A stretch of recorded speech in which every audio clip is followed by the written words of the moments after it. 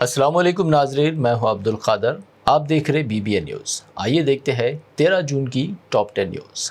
مشرق وسطیٰ میں بڑھتی ہوئی کشیدگی کے دوران ایران کے سپریم لیڈر مجتبیٰ خامنہئی نے امریکہ پر کی سخت تنقید۔ کہا جو امریکی فوجی اڈے خود محفوظ نہیں، وہ دوسرے ممالک کی حفاظت کیسے کر سکتے ہیں؟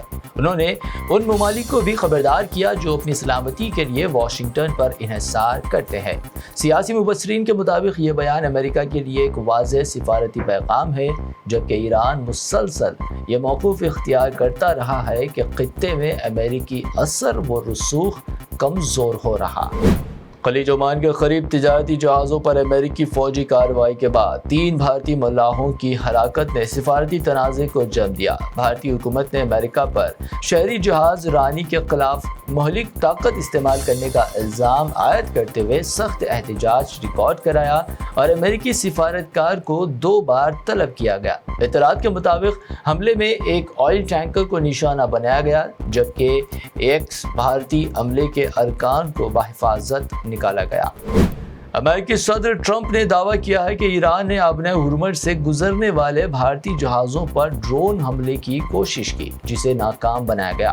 ٹرمپ نے اس اقدام کو ناقابل قبول قرار دیتے ہوئے ایران پر الزام عائد کیا، تاہم ایران نے ان الزامات کو مسترد کرتے ہوئے انہیں بے بنیاد قرار دیا ہے۔ ایرانی حکام کا کہنا ہے کہ یہ دعویٰ عوامی توجہ ہٹانے کی کوشش ہے، جبکہ اصل مسئلہ امریکی کارروائیاں ہیں جن میں مبینہ طور پر 3 بھارتی جہاز نشانہ بنے اور 3 بھارتی ملاح ہلاک ہوئے۔ اس معاملے نے خلیجی خطے میں جاری کشیدگی کو مزید بڑھا دیا ہے۔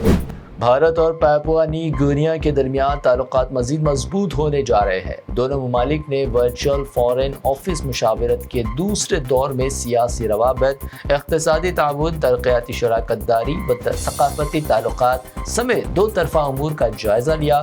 فریقین نے موجودہ تعلقات پر اطمینان کا اظہار کرتے ہوئے مختلف شعبوں میں تعاون بڑھانے پر اتفاق کیا۔ ماہرین کے مطابق یہ پیش رفت بحر الکاہل کے خطے میں بھارت کی سفارتی موجودگی کو مزید مستحکم بنا سکتی ہے۔ بھارتی وزیر خارجہ ایس جے شنکر نے یورپی ممالک کو سخت جواب دیتے ہوئے کہا کہ بھارت نے کبھی یورپ کی سلامتی کو خطرے میں نہیں ڈالا۔ فن لینڈ میں ایک تقریب کے دوران انہوں نے کہا کہ بعض یورپی ممالک ایسے ہتھیار فروخت کرتے ہیں جو بھارت کے خلاف استعمال ہوتے ہیں۔ جے شنکر نے یہ بھی انکشاف کیا ہے کہ یوکرین جنگ کے بعد امریکہ نے عالمی منڈی کو مستحکم رکھنے کے لیے بھارت کو روسی تیل خریدنے کی حوصلہ افزائی کی تھی۔ ان کا بیان بین الاقوامی سفارتی حلقوں میں توجہ کا مرکز بنا ہوا ہے۔ NCP کی رکن پارلیمنٹ سپریہ سولے نے خلیج عمان میں امریکی حملوں کے دوران 3 ہندوستانی سیلرز کی ہلاکت پر حکومت سے سخت کارروائی کا مطالبہ کیا ہے۔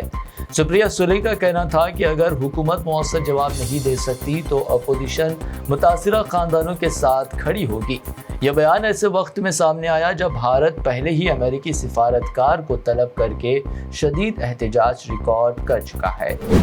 دہلی میں 2020 دہلی فسادات سے متعلق بڑے سازش کیس میں اہم پیش رفت سامنے آئی ہے۔ عدالت نے عمر خالد اور شرجیل امام کی نئی ضمانت درخواستوں پر دہلی پولیس سے جواب طلب کر لیا ہے۔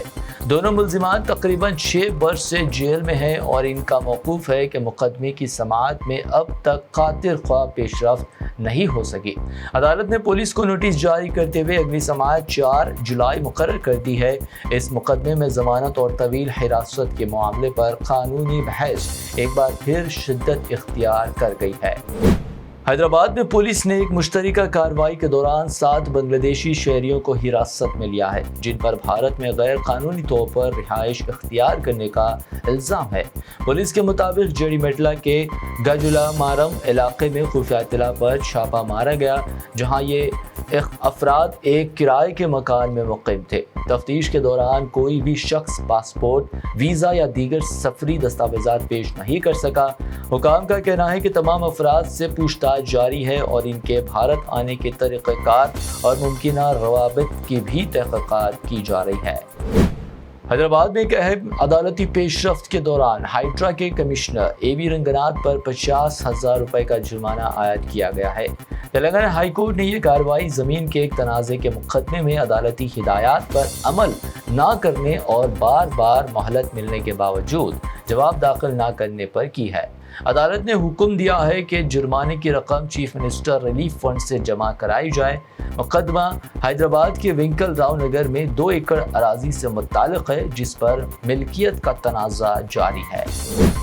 حیدرآباد کے معروف کیفے نیلوفر کو بڑا جھٹکا لگا ہے۔ تلنگانہ فائر سروس کی اچانک جانچ کے دوران فائر سیفٹی قوانین کی متعدد سنگین خلاف ورزیاں سامنے آنے کے بعد کیفے کا فائر NOC منسوخ کر دیا گیا ہے۔